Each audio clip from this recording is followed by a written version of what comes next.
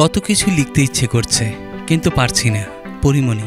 চিত্রনায়িকা পরিমণি ও চিত্রনায়ক শরীফুল রাজের সন্তান শাফি মোহাম্মদ পূর্ণের 2 বছর পূর্ণ হয়েছে।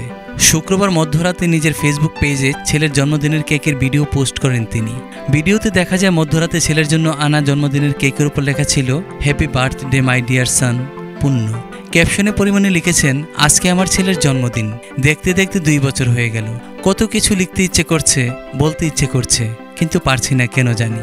শুধু গলাটা ধরে আসছে কান্নায়, খুশিতে, আনন্দে। ছেলের জন্মদিনে প্রয়াত নানার অভাববোধ করছেন পরিমণি। সে বিষয়টি উল্লেখ করে তিনি লিখেছেন, নানাবিকে মিস করছি ভীষণ। হারানোর ক্ষত বুকে নিয়েই আমরা জীবনের আনন্দটুকু উদযাপন করতে চাই।